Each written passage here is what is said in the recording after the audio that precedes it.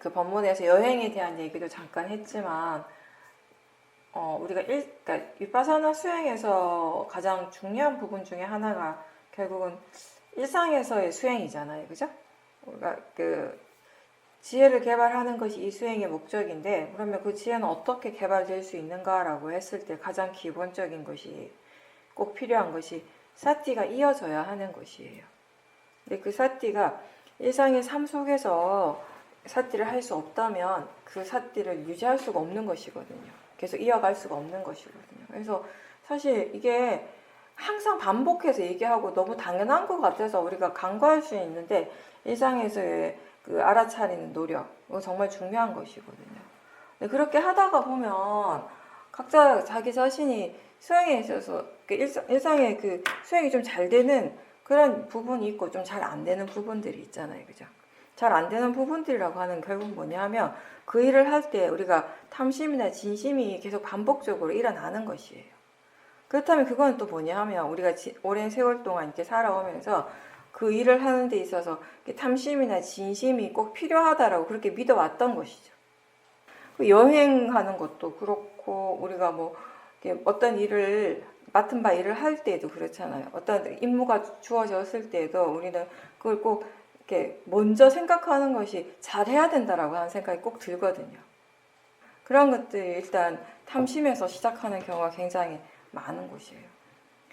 일상에서 수행을 계속 유지할 수 있게 해주는 대상, 가장 중요한 대상 중에 하나가 번뇌일지도 몰라요. 그만큼 일상의 삶 속에서는 번뇌가 많이 일어나고 있으니까.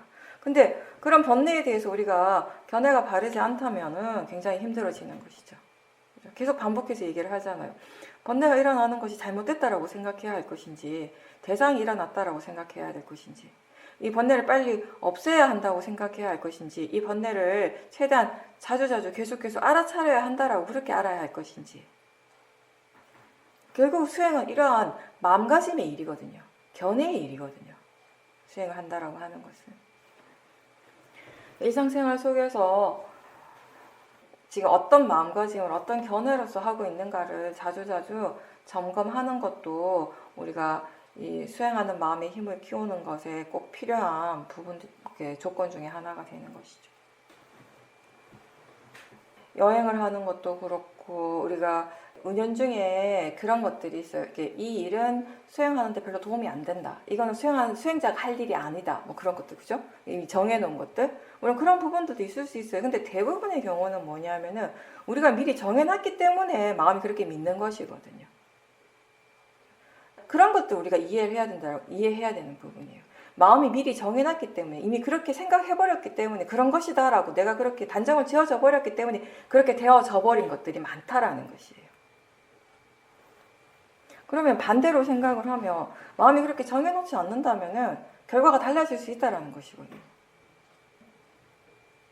지금까지 탐심으로 계속 했던 일이지만 이제는 그 일을 탐심이 아니라 그냥 수행하는 마음으로, 알아차리는 마음으로 할 수 있게 된다면 그 일이 수행에 방해가 되진 않는 것이거든요. 어떤 일을 항상 우리가 화의 마음으로 했다고 해서 그게 그 일하는 것 자체가 나쁘다라고 단정 지을 수 있는가? 그렇죠? 그 화의 마음이 불선법이지 그 일 자체가 나쁘다라고 할 수 있는가 이 부분이에요. 그 대상이 나쁘다라고 할 수 있는가 이 부분인 거죠. 대상은 그냥 대상일 뿐이고 일어나는 일은 그냥 일어나는 일일 뿐인 것이거든요. 우리에게 일어나는 체험은 그냥 체험일 뿐인 것이거든요. 근데 그 대상을, 그 체험을 어떤 마음으로 하는가, 어떤 마음을 경험하는가가 중요한 것이지, 그게 관건인 것이죠. 그래서 우리가 여행을 할 때에도 수행을 할 수 있는 것이에요. 왜냐하면 여행을 할 때나 그 집에서 혼자 수행을 할 때나 아니면 법당에서 다른 수행자들과 함께 수행을 할 때나 육문에서 일어나는 것들은 같아요. 실제 하는 작용들은 똑같이 일어나요. 수행의 대상들은 같은 것입니다. 근데 그걸 이해하지 못하기 때문에, 그런 것에 대한 이해가 아직 우리가 부족하기 때문에 장소에 따라서 또는 하는 일에 따라서 시간에 따라서 우리 수행의 질이 계속 바뀌는 것이거든요.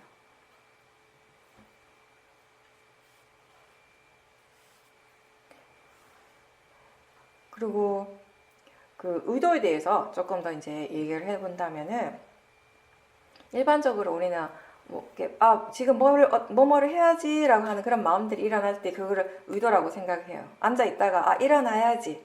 또는 걸어야지, 누워야지, 아니면 뭘 먹어야지. 어떤 행위를 하기 직전에 마음이 어떤 이렇게 말을 해요. 생각을 해요. 이제 그런 것들을 우리가 다 의도라고 부르는데, 사실 이렇게 마음이 뭔가를 하려고 계획하고 그렇게 생각하는 그 마음 말고, 실제로 그러한 움직임이, 몸이 그렇게 몸의 그런 어떤 행위가 일어날 수 있도록 몸을 움직이게 하는 아주 미세한 마음의 어떤 에너지가 있는 것이에요. 그런 것들이 자연스럽게 항상 일어나고 있는 마음의 의도입니다. 몸을 움직일 때, 예를 들어서 팔을 이렇게 들 때, 팔을 들려고 하는 팔을 들어야지라고 하는 그런 마음이 있죠. 그렇게 생각하는 마음이 있죠. 근데 실제로 이런 움직임이 일어나도록 하는 마음의 힘은 또 따로 일어나고 있어요. 근데 그걸 우리는 의도라고 하는 것이죠.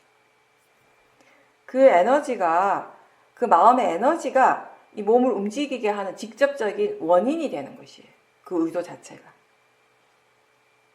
몸과 마음은 그렇게 서로 연결되어 있는 것입니다. 그래서 우리가 몸을 관찰하는 것을 통해서 그런 마음의 의도를 함께 알아차릴 수 있습니다. 숨을 쉬기 위해서, 우리가 호흡을 하기 위해서요, 내가 뭔가 특별하게 할 일은 따로 없잖아요. 그죠? 나는 아무것도 하지 않는데, 사실은 나는 아니지만 마음의 의도가 이 몸에 직접적으로 뭔가를 하고 있다는 것이에요. 근데 우리는 그때 마음이 무엇을 하고 있는지, 어떻게 하고 있는지 거의 알지 못하죠. 자각하지 못하는 거죠.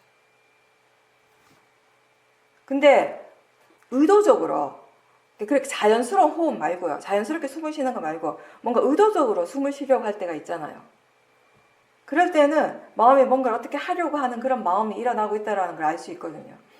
예를 들어 그런 거죠. 숨을 좀 더 이렇게 깊이 내쉬어야겠다. 길게 쉬어야겠다. 또는 숨을 잠깐 좀 참고 있어 봐야겠다. 우리 그렇게 할 때 있잖아요. 그래서 마음이 그렇게 생각을 할 때는 그렇게 생각하는 마음을 우리가 알 수 있어요. 그렇게 마음이 계획하고 생각을 하면서 또 실제로 어느 시간 동안 숨을 이렇게 참고 있을 때에는 또 그렇게 하려고 하는 마음의 의도가 계속 일어나야 되는 거예요. 무슨 말인가 하면, 숨을 참아야지, 숨 쉬지 않고 참아봐야지 라고 해서 그 생각 때문에 숨을 참을 수 있는 것이 아니라는 거예요.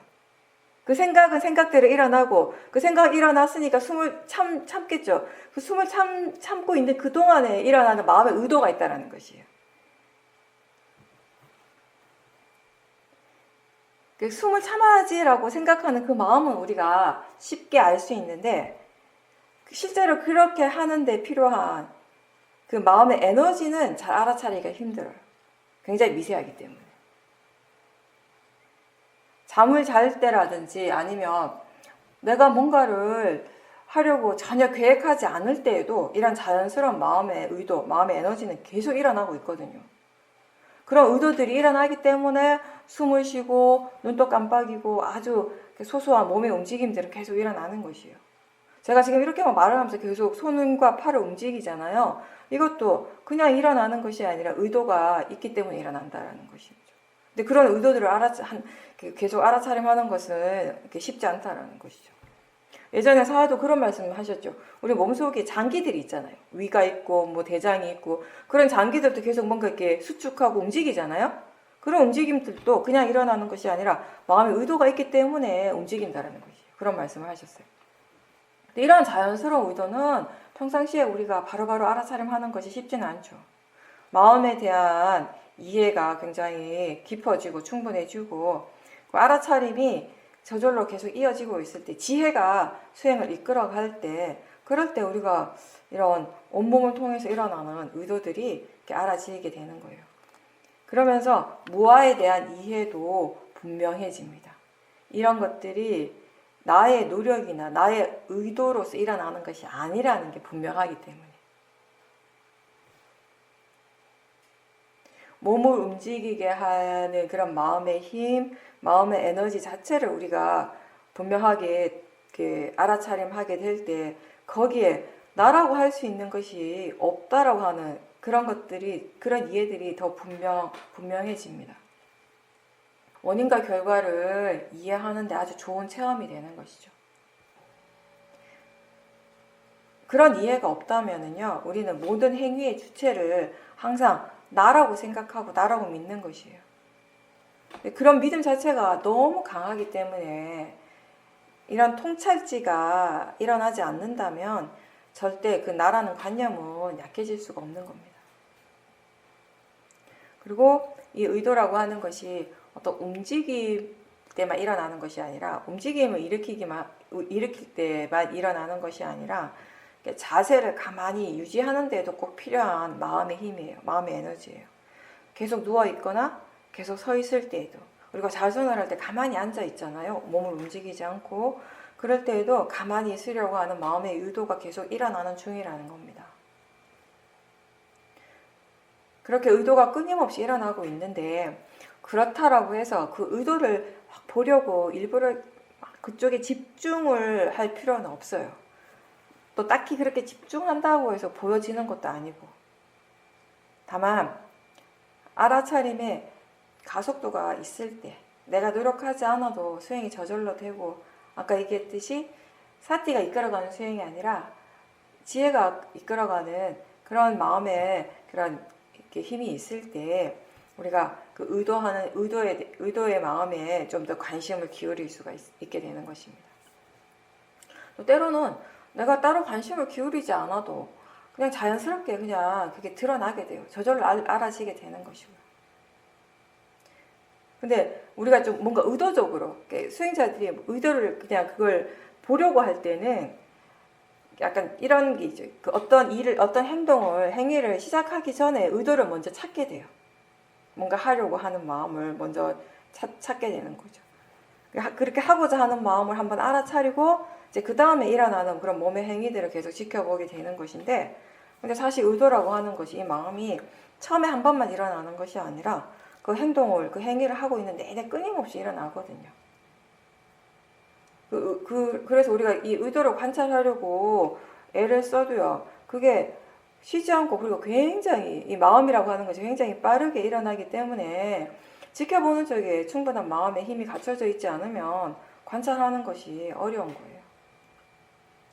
그러니까 아직 마음의 힘이 아직 충분하지 않은데 그 의도를 보려고 하다 보면 어떤 사람들은 일부러 천천히 이제 행동을 하는 거예요. 의도를 보려고. 근데 굳이 그렇게 할 필요는 없다라는 것이에요. 우리가 자연스럽게 행동하면서 지켜보는 마음 쪽에 힘이 충분히 갖춰졌을 때 자연스럽게 볼 수 있게 되는 것이죠. 의도라고 하는 것도 결국 이것도 마음이잖아요. 마음의 일이기 때문에 가장 좋은 방법, 우리가 이 의도를 알아차릴 수 있기 위해서 가장 좋은 방법은 결국 이 마음을 계속 알아차림해야 된다는 것이에요. 여러 가지 다양한 마음들을 계속 지켜보고, 그런 마음에 대한 그런 분명한 이해가 생겼을 때, 그럴 때 이 의도를 지켜보는 것이 이제 크게 어렵지 않게 되는 것이죠. 마음을 관찰하고, 그리고 이 의도에 대해서 이해를 하게 되면, 이게 마음이라는 것을 분명하게 우리가 이해하게 된다면요, 우리는 어떤 곳에서든지 항상 마음을 볼 수 있게 되는 것입니다. 결국 그렇게 하는 것도 결국 지혜가 하는 것이죠. 요즘은 보살님께서 항상 일어나는 7가지 마음 부수에 대해서 관심이 많다고 하셨어요. 그러면서 이제 며칠 전에 집에서 법문을 듣는데, 요리를 할 때 이렇게 법문을 듣고 있었고, 또 가만히 소파에 가만히 앉아서 법문을 들었는데, 소파에서 가만히 앉아서 법문을 들을 때 그 법문 소리가 훨씬 잘 들린다라는 것을 알게 되면서, 이게 항상 일어나는 7가지 만부수 가운데 집중이 아닐까라고 그렇게 생각하셨다라고 말씀하셨습니다. 그 소파에 앉아 있을 때에는 법문을 듣는데 마음이 더 집중을 하고, 요리를 할 때는 법문도 듣지만 아무래도 그 몸이 움직이는데 더 집중을 해서 그렇지 않은가라는 생각을 했고, 또 이제 이 모든 과정에 의도도 계속 일어나고 있었구나라고 생각하셨다라고 말씀하셨습니다. 우선 말씀하신 것도 집중인데요. 모든 마음에서 항상 일어나는 7가지 그 마음 부수에서의 집중은 그런 의미는 아니고요. 모든 마음에서 항상 일어나는 7가지 마음 부수에서 말하는 집중, 거기서 의도, 그리고 생명 기능, 이 모든 것들이 사실은 굉장히 미세한 마음이에요. 왜 미세하다라고 표현하는가 하면 보통 일반적인 알아차림으로서는 알아차리기 힘든 정도의 미세함이에요. 왜 제가 생각에 대해서 그런 표현을 많이 해요. 생각이 이제 비유하기가 좀 좋아가지고 그런데 생각이 항상 일어나고 있죠, 그죠? 그리고 굉장히 많은 내용들의 생각들이 계속 한꺼번에 계속 일어나요. 근데 우리가 알 수 있는 생각들을 있고 알아차릴 수 없을 만큼 미세한 생각들이 있거든요. 그러니까 우리가 알 수 있는 것은 사실은 거친 생각들이라고 표현할 수 있거든요. 근데 아주 미세한 생각들은 우리가 알아차림을 할 때마다 사실은 그 알아차림하는 마음에 그런 생각이 있어요. 우리가 뭘 하든지 간에 우리가 하는 그 행동과 관련된 생각들이 미세한 생각들이 다 일어나고 있거든요. 다음에 이 아주 사소한 행위지만 이 행위를 할 때 이 행위 다음에 어떤 일을 해야 될지 이런 것들을 생각하는 마음도, 그리고 말을 할 때도 마찬가지예요. 제가 지금 이런 식으로 말을 계속 하고 있는데 이것도 생각이 있기 때문에 이렇게 말을 할 수 있는 것이거든요. 이 밑에 깔려있는 미세한 생각들이 계속 일어나고 있단 말이에요.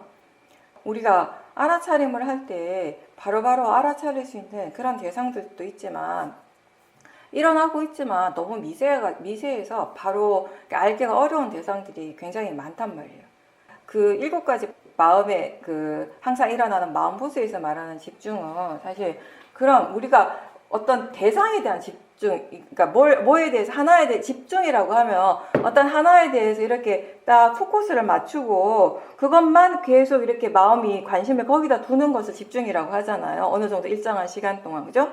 뭐 30초도 1분이도 계속 그게 집중이에요. 근데 여기서 말하는 그 집중은 뭐냐면은 마음이 대상을 알기 위해서, 마음이 대상을 아는 행위를 하기 위해서, 아는 그 작용이 일어나기 위해서는 그 순간적으로 그 대상을 향하는 집중이 일어난다고, 아주 찰나적으로 일어난대요. 그 집중이. 예. 예, 그 마음을 얘기를 하는 것이에요. 네. 보살님이 표현하신 거는, 얘기한 거는 그런 집중이 아니라 사실 우리가 수행을 하는 거하고 별 상관없이 일반적으로 우리가 집중하는 거. 그죠?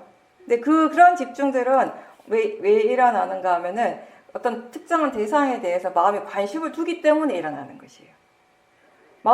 대상에 대해서 관심이 전혀 없을 때 집중하지 않잖아요.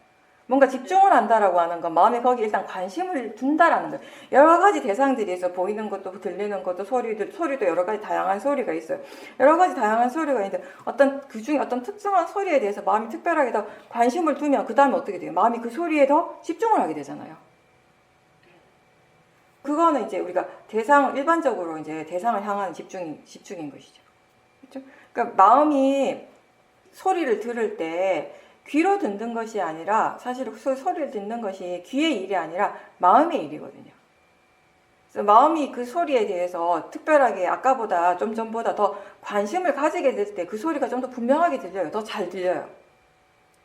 아무런 관심 없이 우리가 듣게 되면 뭔가 이렇게 내가 어떤 일에 대해서 계속 막 골똘하게 막 생각을 하고 있어요. 하고 있는데 이게 지금 TV가 틀어져 있어요. TV에서 막 소리들이 계속 나요. 노래가 막 들려요. 그러면 그 노래들이 그냥 희미하게 그냥 지나가잖아요.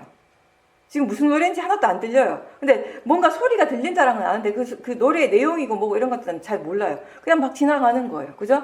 왜 그렇겠어요? 생각의 내용이 마음이 온통 집중하고 있기 때문에. 듣는 것도 생각하는 것도 마음의 일이기 때문에 그런 것이거든요. 만약에 귀가 듣는다면은요, 마음이 어떤 것을 생각하고 어떤 데다 관심을 두든지 상관없이 귀는 계속 똑같이 듣겠죠. 소리의 볼륨이 똑같으니까. 그죠? 근데 그게 아니라는 것이. 똑같은 볼륨으로 지금 소리가 나오고 있지만, 송출되고 있지만, 자체가 송출되고 있지만, 우리의 마음의 관심이 어떤가에 따라서, 관심이 어느 쪽에 가 있는가에 따라서 그 소리에 대해서 그 소리를 듣는 마음이 이렇게 달라지는 것이에요. 소리에 대한 집중이 전혀 다르게 일어나는 것이에요. 그러니까 우리가 수행을 한다라고 하는 것은 그런 것들에 대해서 관심을 가지고 이렇게 지켜보는 것이에요. 분명히 똑같이 또 핸드폰에서 나오는 똑같은 소리인데, 그죠? 내가 그 볼륨을 아까보다 더 크게 켠 것도 아닌데, 똑같은 볼륨으로 소리가 나오고 있는데, 아까는 이게 이 소리가 그렇게 분명하지도 않았고 우리가 크게 들리지 않았는데 지금 왜 이렇게 소리 자체가 분명하게 들리고 더 크게 들리지? 이런 것들에 대해서 우리가 궁금해하는 거예요. 그게 그렇게 궁금해하고 지켜볼 때 마음에 대해서 우리가 관심을 가지게 되는 것이에요. 왜 그런가? 라고 할 때 그 이유가 마음에서 일어나는 것이거든요. 마음에 있거든요. 수행을 한다라고 하는 건 그런 것들에 대해서 관심을 가지는 거예요. 궁금해하는 것이에요. 책에 보면 아비담마에 보면은 그 촉수상, 의도, 생명, 기능, 그리고 집중, 마음의 잡돌이함 이런 7가지가 항상 마음이 일어날 때 항상 함께 일어나는 마음부수라고 하는데 그 보살님은 스스로 그거를 이렇게 잘 알지 못하니까 이게 부처님께서는 항상 일어난다라고 했는데 왜 난 잘 모르지라고 그런 생각을 하니까 아무래도 자꾸 이런 쪽으로 이쪽에 그 자꾸 생각을 한다라고 말씀하셨습니다. 네, 근데 그 생각을 너무 하시지는 마셔요. 그걸 막 내가 한번 알아차려야겠다 이런 생각 하시지 말고 너무나 찰나찰나찰나 일어나는, 물론 우리가 느낌은 알 수 있고 또 상해 작용들도 알 수 있어요. 의도도 우리가 아까도 제가 계속 얘기했지만 수행하는 마음의 힘이 정말 좋을 때는 이 몸의 움직임에서 계속 일어나고 있는 의도들을 그냥 자연스럽게 알게 되거든요. 근데 그걸 내가 알고자 해서 알 수는 없어요. 내가 오늘은 꼭 의도를 꼭 지켜봐야겠다. 내가 오늘은 무슨 일이 있어도 의도를 꼭 봐야지. 이렇게 한다고 해서 보여지는 것이 아니에요. 그냥 보살님이 야 그거를 한번 봐야겠다 이런 마음보다는 그냥 계속 뭔가 마음에서 무엇이 일어나든지 간에 그걸 대상으로 계속 알아차림하려고 하는 노력을 계속 하시는 거예요. 그렇게 해서 사마디와 지혜, 사티뿐만 아니라 사마디와 지혜의 힘이 충분히 좋아지면 그 의도를 볼 수 있을 만큼의 지혜가 있어야 돼요. 그 상해작용으로서 분명하게 볼 수 있는 지혜가 있어야 되고요. 느낌을 느낌의 성질로서 분명하게 이해하는 지혜가 있어야 되고요. 그런 마음 작용들을 일어나는 그대로를 알 수 있는, 이해할 수 있는 그런 지혜가 있을 때 그런 것도 우리가 다 볼 수 있게 되는 것이에요. 지혜가 보는 것이에요. 그런 마음들을. 내가 보려고 해서 보는 것이 아니라. 매 순간 지금 일어나는 것이 지금. 의도도 마찬가지예요. 네. 지금 내가 이 나무를 뽑고 다음에 저거를 뽑아야지, 이거를 빨리 이 그릇을 이렇게 치워야지 라고 하는 거는 마음이 그렇게 생각하고 뭔가 계획하는 마음이에요. 그죠? 이렇게 내가 여기 있는 그릇을 이렇게 옮겨야겠다라고 마음이 뭔가를 계획을 했잖아요. 생각을 했잖아요. 그럼 그 마음은 지금 분명히 일어났어요. 그렇게 생각하고 계획하는 마음은 분명히 일어났어요. 그 마음은 마음대로 일어났고 실제로 몸의 움직임도 일어났죠. 이렇게 그릇을 이렇게 옮기게 하는 움직임이 일어났잖아요. 그죠? 근데 그 움직임이 일어나게 하는 근본적인 그 힘은 아까 이걸 내가 그릇을 이렇게 옮겨야지 하고 하는 그렇게 생각하는 그 마음이 아니라 그 움직이는 내내, 그 움직임이 일어난 내내에 함께 있는 의도라는 것이에요. 마음의 에너지라는 것이에요.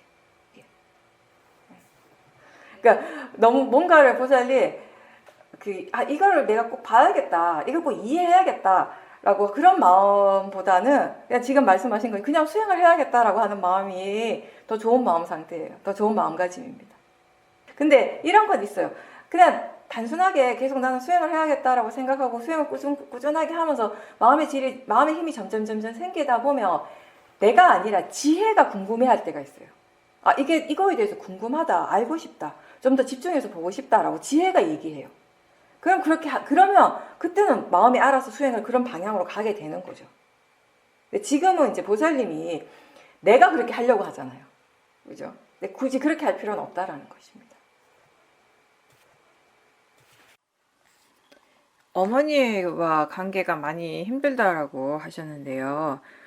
어릴 때부터 항상 서로 뭔가가 이렇게 잘 맞지 않아서 어머니에 대해서 화가 굉장히 많이 일어났고 화가 지금도 많은 상태인데 한동안 이제 어머니가 편찮으셔가지고 집에 같이 계셨는데 같이 계시는 동안에 어머니께서 당신 하고 싶은 대로 마음대로 다 하시고 싶어 하니까 거기에 대해서 화가 많이 나고 결국에는 이제 서로 이제 이렇게 싸우게 됐는데 그 화의 마음을 보살님이 이제 스스로 이렇게 지켜보면 이제 좀 괜찮아지다가 또 막상 어머니 얼굴을 보게 되면 또 다시 화가 오르고 그런 거 계속 반복하다 보니까 지금은 사실 어머니를 만나고 싶지 않을 정도로 마음이 안 좋은 상태이고 또 이걸 스스로 어떻게 해야 할지 잘 모르겠다라고 얘기하셨습니다. 우리가 어떤 사람하고 관계에서 문제가 많이 있을 때 보통은 사람들이 그 사람과 나와의 문제라고 생각하잖아요. 근데 우리가 수행을 하다 보면 결국엔 그게 그 사람과의 나와의 문제가 아니라 그냥 내 문제예요. 우리 엄마하고 나하고의 문제가 아니라 나의 문제예요. 어머니가 변해야지 나의 어떤 이런 번뇌가 사라진다면 어머니하고 나의 문제라고 할 수 있는데, 이 화는요, 어머니가 변한다고 해서 완전히 사라지는 문제가 아니라 내 마음의 견해가 달라져야지 화가 사라지는 것이에요. 그래서 내 문제가 되는 것이에요.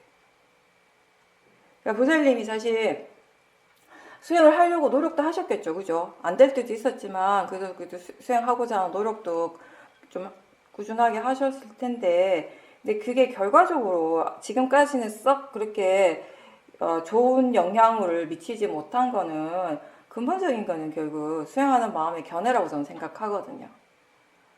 끊임없이 우리가 계속 반복해서 얘기하고, 부사님도 많이 들었겠지만, 시오민 수행에서 항상 얘기하는 것이 뭐냐면, 그냥 단지 어떤 그 번뇌를 지켜보는 것이 전부가 아니에요. 우리가 항상 지켜봐라 알아차려야 한다라고 표현은 그렇게 하는데, 그 말에 항상 전제 조건이 있는 거예요. 바르게 지켜봐야 되는 거예요. 지켜보는 마음이 견해가 발라야 한다라는 것입니다. 아마도 보살님이 이미 화가 난 상태로 화를 지켜봤을 거예요. 이미 어머니에 대해서 바르지 않는 생각들, 바르지 않는 견해들을 이렇게 가지고서 화의 마음 그 자체에 대해서 이미 바르지 않는 견해로서 지켜봤기 때문에 수행을 해도 별로 효과가 없었을 것이고, 그러니까 우리가 처음에는 어떤 일을 할 때 다른 사람을 위해서 내가 좀 희생을 하면 되지, 좋은 마음으로 시작을 해요. 시작하는데 하다 보면 인간관계라고 하는 것이 좋을 때보다는 사실 어려울 때가 더 많거든요. 그리고 조금 이렇게 거리가 있는 사이보다 정말 가까운 사이일수록, 가까운 관계일수록 우리 이렇게 이 번뇌들이 더 많이 일어난단 말이에요. 뭔가 이렇게 내 마음대로 할 수 있고 내가 뭔가 제어할 수 있다라고 하는 그런 생각이 있기 때문에 계속 이제 그런 번뇌들이 커지게 되는 것이거든요. 그러니까 기본적으로 시작 자체를, 지금 뭔가 막 엉망진창이고 뭘 어떻게 해야 될지 모르겠다라고 얘기를 하시니까 제가 처음에 이렇게 시작한다고 그러고 얘기를 할게요. 이게 엄마와 나의 문제, 우리의 관계의 문제라고 생각하기보다는 그냥 내 마음의 일이다. 내 마음의 문제다라고 생각하고 한번 시작을 해보십시오. 엄마에 대한 생각을 하지 말고요. 그냥 자기 자신에게 집중을 하세요. 우리 엄마가 나한테 이렇게 했고 저렇게 왜 그렇게 했을까, 이런 생각들이 일어날 때마다 어머니가 한 말씀이나 어머니의 어떤 행동에 대해서 집중하는 것이 아니라 지금 마음이 이렇게 생각하고 있다라는 것을 알아차림하셔야 돼요. 그렇게 할 때, 그러니까 자기 자신에게 좀 더 집중을 할 수 있을 때, 수행을 그런 식으로 할 수 있을 때 관계가 조금씩 바뀔 수가 있는 것이거든요. 항상 그래요. 우리가 인간관계에서 문제가 생겼을 때 수행자 입장에서는 뭘 먼저 해야 되는가 하면 자기 자신의 마음가짐을 점검해야 돼요. 그리고 그 관계를 좋게 하기 위해서 수행을 하는 것이 아니라 내 마음을 좋게 하기 위해서 수행하는 거예요. 이 마음의 질을 좋게 하기 위해서 수행을 하는 것이에요. 보살님. 내 마음의 질이 좋아지면요, 충분히 좋아지면요, 모든 관계들이 좋아지게 되어 있어요. 내 마음의 질이 안 좋으면요, 좋았던 관계도 나빠지게 되는 것이고요. 그죠? 그러니까 엄마에 대한 생각을 최대한 덜 하는 것이 수행하는 데는 도움이 돼요. 근데 덜 할 수가 없죠. 지금 이미 화가 나 있으니까. 화의 마음은 화가 향하는 대상을 계속 생각하거든요. 그게 화의 마음이거든요. 그래서 번뇌가 힘든 것이거든요. 그리고 번뇌의 마음은 한번 일어나면요, 계속 일어나고 싶어 해요. 그게 번뇌의 속성이에요. 번뇌의 가속도가 그만큼 강하기 때문에 일단 한번 일어나면 번뇌는 계속 일어나고 싶어 해요. 사띠는 안 그렇잖아요. 지혜는 안 그렇잖아요. 지혜가 그 사띠가 한번 일어났다고 해서 계속 일어나고 싶어 하나요? 안 그래요. 그 마음의 에너지도 다르거든요. 그죠? 한번 잘 생각해 보세요. 여러분들 마음에 탐심과 번뇌가 탐심과 그 화와 같은 강한 번뇌들이 일어날 때, 한번 일어난 번뇌가 그걸 멈추고 싶어 하나요? 계속 일으키고 싶어 하잖아요. 계속 일어나고 싶어 하잖아요. 그죠? 일단 어머니에 대한 생각이 계속 일어날 때마다 그 어머니 쪽에 중점을 두지를 말고 마음이 그쪽으로 자꾸 향하려고 하는 그 마음을 내적으로 자꾸 이렇게 이쪽으로 끌어당기는 연습을 한다라고 생각하세요. 수행이라고 하는 것 자체가 근본적으로 그거잖아요. 저 바깥을 향하는 마음을 자기 자신 쪽으로 돌리는 연습을 하는 거예요. 수행의 가장 기본이거든요. 그죠? 그렇게 할 때 그 과정에서 처음에는 꼭 그 화의 마음을 봐야 된다라고 생각하실 필요도 없어요. 뭐든지 상관없어요. 어차피 지금 어머니 같이 안 계시잖아요. 그죠? 그러니까 지금 혼자 있는 시간에 뭔가 마음에서 뭐가 일어나든지 간에 꼭 화가 아니라 하더라도 보살님이 지금 순간에 대상으로서 수행할 수 있는 대상으로서 볼 수 있는 것들은 뭐든지 보면서 수행을 하십시오. 그게 중요한 거예요. 그러니까 최대한 지금은 사띠를 계속 자주 일으켜가지고 알아차림의 힘이 좋아지는 것이 관건이거든요. 지금 마음의 질이 너무 안 좋아졌기 때문에. 마음의 힘이 너무 없는 상태에서는요, 그렇게 강한 화를 보는 것도 힘들어요. 그러니까 이렇게 지켜보는 쪽에 마음이 아직 준비가 안 돼 있는데, 강한 번뇌를 보려고 하니까 더 힘든 거죠. 안 되는 거죠. 점점 더 이렇게 엉망진창인 것 같은 그런 느낌이 드는 거예요. 그럴 때는요, 그냥 다 내려놓고요. 지금 내가 할 수 있는 것이 무엇인가부터 알아야 돼요. 지금 마음이 무엇을 대상으로 알아차림할 수 있을까? 탐심이나 진심 일으키지 않고 중립적으로 수행할 수 있는 대상을 알아차림하는 것이 더 효과적인 거죠. 효율적인 것이죠. 그죠? 그러니까 뭐 호흡을 지켜봐도 괜찮아요. 우리가 특히나 화가 너무 많이 날 때, 번뇌가 너무 강할 때는 그 번뇌를 바로 보기 전에 먼저 호흡을 지켜보면서 조금 마음을 가라앉히는 연습을 하라고 얘기는 하거든요. 조용한 시간에 보살님이 이렇게 좌선을 하면서 그 호흡을 한번 지켜보세요. 호흡을 지켜볼 때, 아까 처음에 우리가 수행을 할 때 제가 항상 그 얘기를 하죠. 어떤 뭐 특정한 몸의 어떤 부분에서 뭐 배라든지 몸의 어떤 특정한 부분에서 호흡을 보려고 하지 말고 그냥 전체적으로 호흡을 하고 있다라는 걸 알아차림 하시면 돼요. 근데 알아차림 할 때 처음에 이 호흡을 조금 이렇게 밑으로 내려서 한다라는 느낌을 하시면 더 좋아요. 그럼 마음이 좀 더 가라앉게 되거든요. 그러니까 지금은 어쨌든 번뇌가 계속 있는 상태이기 때문에 마음이 어느 정도 이렇게 떠 있단 말이에요. 들뜸이 있거든요. 그러니까 호흡을 할 때도 그 호흡 자체를, 이건 좀 관념적이긴 한데 효과가 있거든요. 호흡 자체를 약간 이렇게 밑으로 내려서 한다라는 그런 느낌, 호흡을 자꾸 내린다라는 그런 느낌으로 수행을 이렇게 좀 호흡을 알아차림하시면은 좀 더 빨리 마음이 가라앉을 거예요. 그렇게 하면서 그 과정에서 꼭 호흡뿐만 아니라 그때 뭐 이렇게 보이는 것이라든지 아니면 이 몸의 다른 어떤 감각이라든지 소리 들리는 것이라든지 그런 것들이 자연스럽게 알아차려지면요, 또 그냥 알아차림 하세요.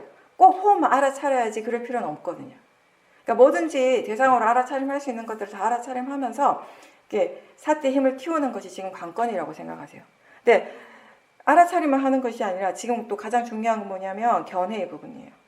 알아차림할 때 계속 지금 견해가 바른지를 확인하는 작업을 계속 하셔야 돼요. 지금 대상을 대상으로 알고 있는지, 지금 대상에 대해서 마음이 어떻게 느끼고 있는지, 어떻게 생각하고 있는지, 그리고 생각을 알아차림할 때든 아니면 몸의 감각을 알아차림할 때든 보이는 것이든 알아차림할 때 이게 그냥 자연적 이치로서 일어나고 있다라고 한 번씩 또 스스로에게 일깨워주고요. 또 수행을 하다가 중간중간에 틈틈이 지금 견해가 바른가, 지금 어떤 마음가짐을 알아차림하고 있는가, 수행하는 마음의 느낌이 어떤가, 이런 것들도 점검을 하셔야 돼요. 그렇게 하면서 이 사띠의 힘을 키워가는 것이죠. 그런 다음에 스스로 느끼기에 마음이 어느 정도 안정이 되었다. 아까의 그런 큰 들뜸 이런 것이 많이 없고 어느 정도 좀 안정이 됐다라고 생각을 하면, 그러면 이제 그 화의 마음을 한번 지켜보려고 한번 시도를 한번 해보세요. 그게 되면은 그렇게 하시고, 그게 잘 안 되면은 화의 마음을 바로 보기보다는 화의 마음하고 화가 일어날 때에 함께 있는 그런 몸의 감각들 있잖아요. 강한 감각, 그죠? 그런 감각들을 먼저 알아차림 하셔도 되고요. 그런 식으로 차근차근 뭔가 수행이 막 이렇게 수행하는 마음이 뭔가 엉망진창이 돼버렸다라고 느껴질 때는 차근 지금 처음에 내가 할 수 있는 것부터 하나씩 해 나간다라는 그런 느낌으로 수행을 하시면 돼요. 그리고 이게 쉽지가 않아요.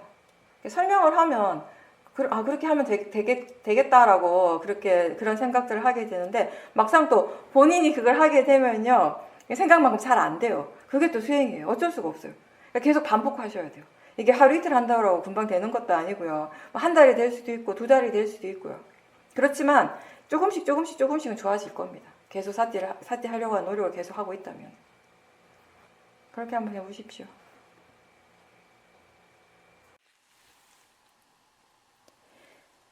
평상시 같았으면 잘 먹지 않았을 음식을 앞에 두고 그때 일어나는 생각, 특히 이제 맛에 대한 선입견 이런 것들을 지켜보고 나니까 보이는 것이나 냄새, 맛을 대상으로 보고 탐심이나 진심 없이 먹을 수 있었다라고 하셨습니다. 자, 그런 체험도 있었고, 그리고 생활 속에서 예전 같았으면 수행이 잘 안 됐던 부분들도 이제는 여러 가지 이렇게 접근을 해보고 시도를 하면서 거기에 따라서 이제 마음이 이렇게 달라지는 것들을 보니까 또 흥미가 생기고, 물론 그런 과정에서 많은 실패도 있지만 마음이 흥미를 가지고 하니까 계속 또 새로운 시도를 하려고 하고, 그렇게 해 나가는 과정 자체가 수행이라는 그런 믿음이 있어서 마음이 계속 수행을 지속하고 있다라고 하셨습니다.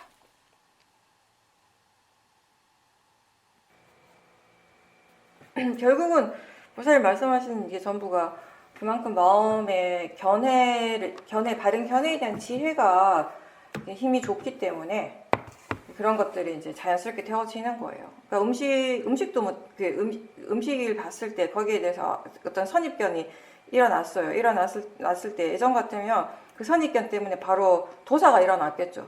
그래서 이건 정말 못 먹겠다. 아무리 내가 했지만 이건 못 먹겠다라고 버릴 수도 있는 거지만 이게 그냥 생각일 뿐인데, 그죠? 음식에 대해서 일어나는 그냥 생각일 뿐인데라고 그렇게 말하는 마음이 지혜였기 때문에 그 선입견이 사라졌던 거죠. 그러니까 탐심 없이 그리고 진심 없이 먹을 수 있다라고 하는 것은 상당히 특별한 거예요. 우리가 먹는 것 자체가 특별하진 않아요. 먹는 행위 자체는 특별하지 않아요. 근데 대부분이 우리가 그 먹는 거 어떻게 먹는가 하면 탐심으로 많이 먹어요. 그죠? 우리가 진짜 정말 탐심 전혀 없이, 진심 전혀 없이, 아무런 번뇌 전혀 없이 뭔가를 먹을 때보다는 이게 먹는 순간에 처음에 먹을 때는 또 탐심이 없더라도 먹다가 보면 맛있네 하는 마음들이 일어나거나 탐심으로서 먹을 때가 많거든요. 우리한테 특별한 건 뭐냐면 바로 그 점이라는 거죠. 탐심 없이 먹고 진심 없이 먹는 것이 우리한테 특별한 거예요. 뭔가 그게 지혜로서 먹었기 때문에. 제가 저번에도 그런 얘기 한번 했던 것 같은데, 뭔가를 딱 보는 순간에 항상 보던 거였어요. 항상 나무를 봤어요. 항상 길을 가다가 항상 지나가면서 나무를 봤는데 그 순간에 문득 그렇게 나무를 보고 있는 그 순간이 그 자체가 굉장히 특별하게 느껴진 거예요. 왜 그런가라고 했을 때 보는 마음이 본다라고 분명히 이해를 했어요. 그러니까 내가 보고 있다라는 그런 생각이 전혀 없었던 거죠. 그냥 보는 마음이 보고 있다라는 것이 너무 분명했기 때문에 항상 보던 거였지만, 항상 그렇게 나무를 보면서 지나갔지만 그 순간에 그렇게 나무를 보는 것 자체가 특별하게 느껴졌던 거죠. 지혜로서 봤기 때문에. 그런 같은 맥락이라고 보는데, 탐심 없이 진심 없이 그러니까 지혜로서 먹는 것이 특별한 거죠. 뭔가 수행을 하다 보면은 우리가 잘 될 때도 있고 잘 안 될 때도 있는데, 잘 안 될 때 안 된다고 해서 실망하고 포기하지 않고 근데 이 또한 그냥 과정일 뿐이라고. 오히려 또 그렇게 생각을 하니까 좀 더 이렇게 마음이 흥미가 생기고 더 관심이 생기고, 잘 안 되니까 내가 잘 모른다라고 아니까 모르는 것에 대해서요, 모른다라는 것을 그대로 인정하고 받아들이면요, 오히려 그 부분에 대해서 수행을 하는 것이 더 재미가 있어요. 근데 내가 모른다라고 생각하면 힘이 들거든요. 내가 모른다라고 생각하고 내가 잘 못한다라고 생각을 하면 그렇게 그 부분에 있어서 수행을 계속 지속하는 것이 힘들게 느껴져요. 근데 지금은 이제 보살님이 잘 안 되는 것도, 잘 모르는 것도, 실패한 것도 다 내가 아닌 거죠. 내가 실패한 것도 아니고 내가 모르는 것도 아니고 내가 안 되는 것도 아니고요. 마음이 그렇다라는 게, 마음의 조건이 그렇다라는 것이, 수행하는 마음의 조건이 그렇기 때문에 이런 결과가 일어나고 있다라는 것을 분명하게 알기 때문에, 그런 지혜가 있기 때문에 안 된다고 해서 실망하는 것이 아니라 마음이 더 거기에 대해서 흥미를 가지는 거예요. 더 관심을 가지는 것이에요. 바르게 알기 위해서. 모른다라는 것을 우리가 분명하게 알면은요, 오히려 더 마음이 거기에 대한 흥미가 생길 수 있거든요. 모르기 때문에. 근데 우리가 견해가 바르지 않으면요, 본인이 잘 못하는 부분, 약점에 대해서 그 약점을 바로 직시하고 바라보는 것 자체를 더 힘들게 생각을 해요. 근데 견해가 바르면은 그러한 약점에 대해서 바로 이렇게 바로 보는 것이 오히려 재밌게 느껴지는 거죠. 왜냐하면 그게 내가 아니기 때문에. 새로운 것들을 알아가는 것은 재밌거든요.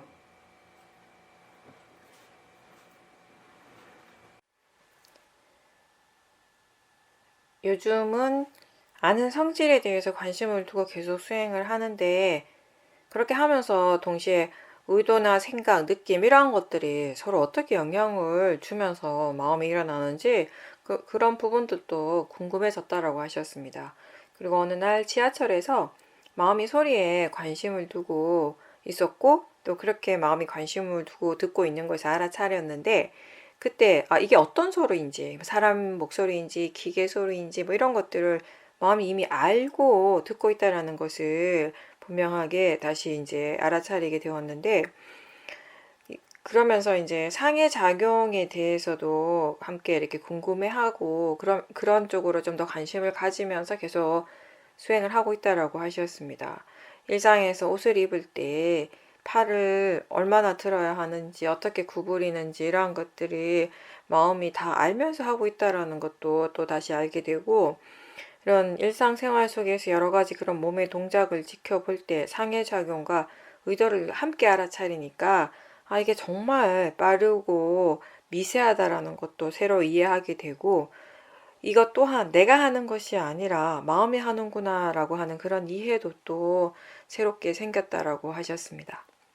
근데 또 그럼에도 불구하고 또 때로는 그런 것들이 또 나라고 느껴질 때가 있는데, 그럴 때는 또 그 마음에 너무 집중하기보다는 가볍게 지켜보려고 노력을 하니까, 이 또한 나라고 생각하고 나라고 느끼는 그것 또한 역시 대상이라고 그렇게 마음이 이해를 하고, 그러면서 이렇게 대상의 범위가 좀 더 넓어지고 있다라고 하셨습니다.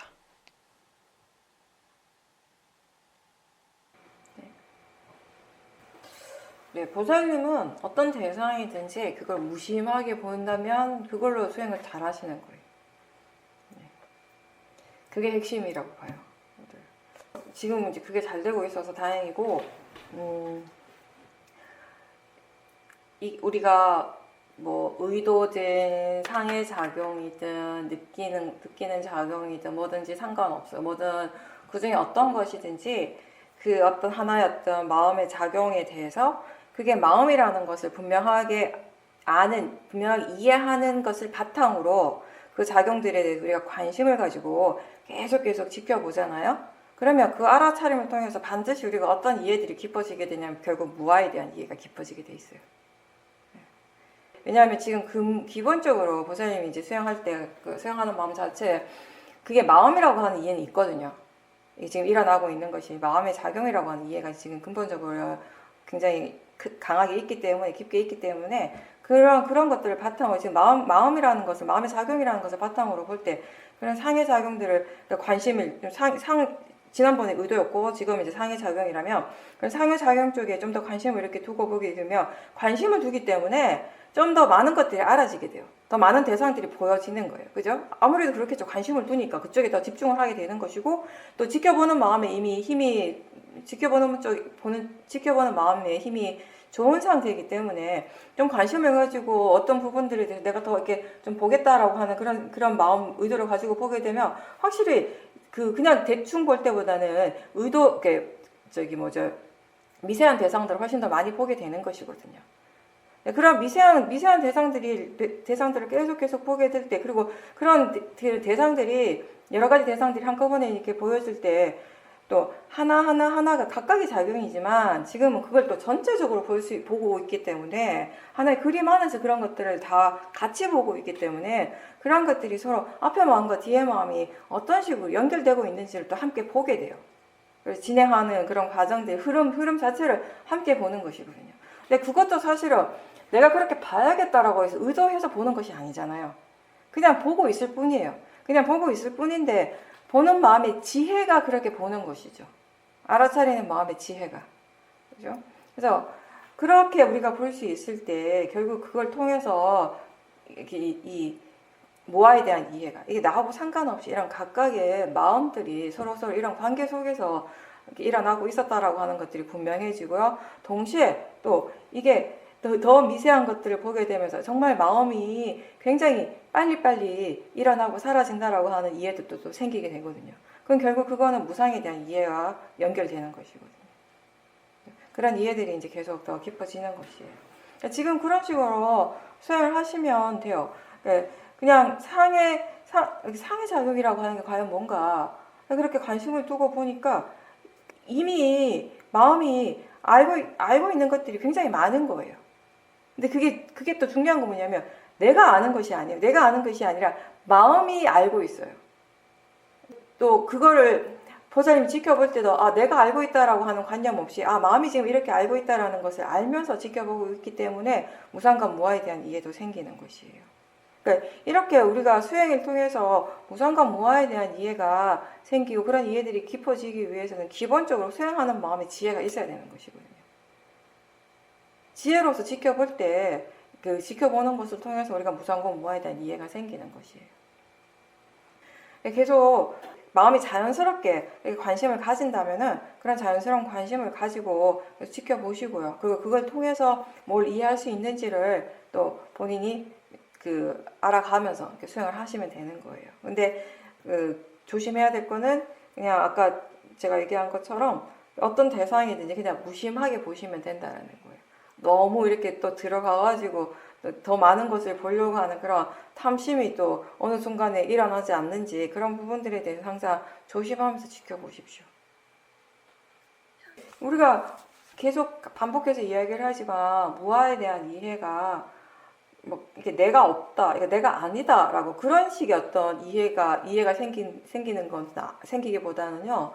일어나는 몸과 마음의 작용들을 대상으로 계속 지켜보잖아요. 지켜보면 우리가 처음에는 그냥 한 번에 하나의 작용되면 딱딱딱 보게 돼요. 그렇게 보게 되면 어떤 이렇게 이 흐름으로서의 전체적인 어떤 그런 과정들을 보기는 힘들어요. 그때는. 근데 이제 좀 더 보는 쪽에 마음에 힘이 생기게 되면 하나 대상들을 보지만 그 뒤에서 그걸 전체적으로 여러 가지 대상들을 한꺼번에 다 보고 있는 좀 더 큰 그림을 보는 그런 마음의 힘이 생기거든요. 그렇게 됐을 때 그 안에서 각각의 이런 작용들이 그게 마음의 작용들일 수 있고 몸과 마음의 작용일 수 있고 이게 각각의 그런 작용들이 분명하게 어떤 관계 속에서 일어나고 있다라는 걸 이제 알게 되는 것이란 말이죠. 그죠? 아까 제가 본문에서도 얘기했듯이 마음은 눈을 통해서 볼 수가 없어요. 마음이 어떻게 생겼는지 우리가 눈으로는 절대 몰라요. 육안으로는 절대 알 수가 없어요. 알 수는 없는데 몸을 관찰하다 보면은 이 몸을 통해서 우리가 지금 마음의 상태가 어떤지를 또 알 수 있게 되는 것이에요. 근데 그런 것들 우리가 계속 그런 알아차림을 계속 하다가 보면 여기에 그냥 몸의 작용이 있고 마음의 작용이 있지 몸과 마음의 성질이 일어나는 것이지 여기 어디에도 나라고 하는 것이 따로 없다라는 것을 이해하게 된다라는 것이죠. 그러니까 몸과 마음이 서로 이런 관계 속에서 일어나고 있구나 그냥 이렇게 계속 흘러가고 있는 과정일 뿐이구나를 이해하는 것이 무아에 대한 이해가 되는 것이죠. 그 이해가 의도를 알아차림할 때도 또 분명하게 드러나게 돼요. 이 의도라고 하는 것이 마음이잖아요. 그죠? 그 몸을 움직일 때 그냥 내가 팔을 들고 싶어서 드는 것 같아요. 근데 정말 우리가 수행을 이렇게 잘 바르게 하다가 보니까 이렇게 팔을 드는 것이 내가 드는 것이 아니라 들고자 하는 의도가 계속 일어나고 있다는 것이에요. 마음의 에너지가 계속 알아진다라는 것이에요.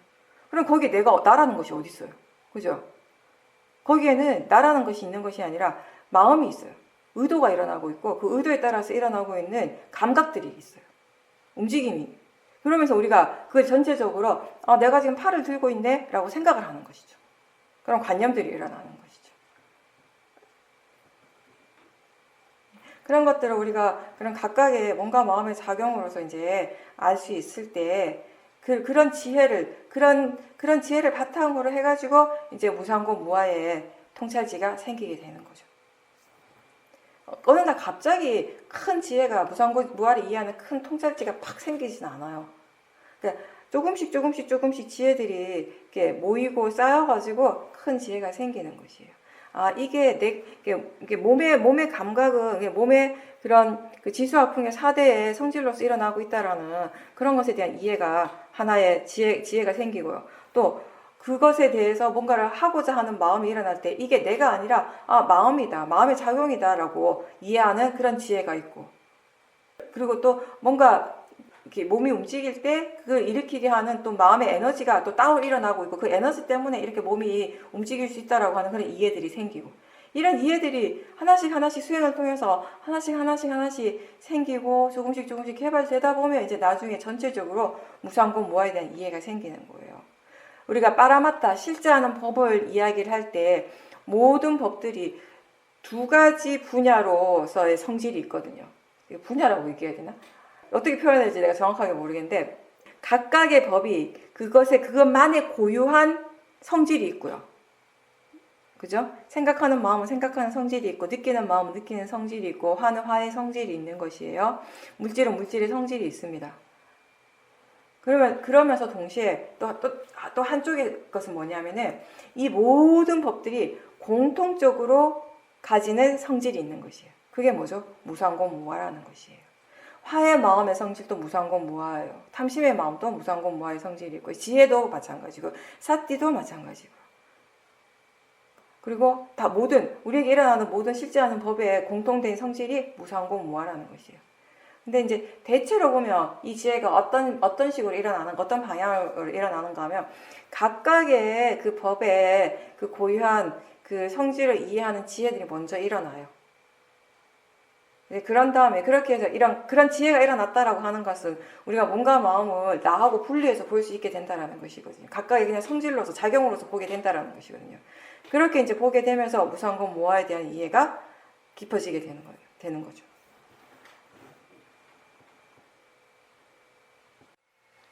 요즘 몸과 마음의 관계에 대해서 이제 좀 새롭게 알아진 것들이 있다고 하셨는데 예를 들어서 귀에 관심을 가지면 안 들리던 소리가 들린다거나 그 호흡을 볼 때 이제 배에 좀 집중해서 이제 그 호흡을 볼 때 몸의 어떤 장기들이 좀 더 활발하게 움직이고 있다라는 것을 느끼게 되고 이렇게 몸에 대해서 관심을 가지니까 몸의 각각의 그런 부분들이 각자 자기 역할을 더 잘하고 있다라고 그렇게 느껴진다라고 하셨습니다. 관심을 가지기 전에도 몸은 각자 알아서 지가 해야 될 일들을 하고 있었을 거예요. 그죠? 그것의 성질대로. 근데 마음이 거기에 관심을 두니까 이런 몸의 각각의 이런 부위라고 얘기해야 되나? 이런 데서 이런 작용들이 다 자연스럽게 알아서 일어나고 있구나. 그 각각의 성질대로 일어나고 있구나를 이렇게 이해하게 되는 것이죠. 네. 우리가 몸을 통해서 몸만 보는 것이 아니라 몸을 관찰하는 것을 통해서 마음을 많이 보게 돼요. 그죠?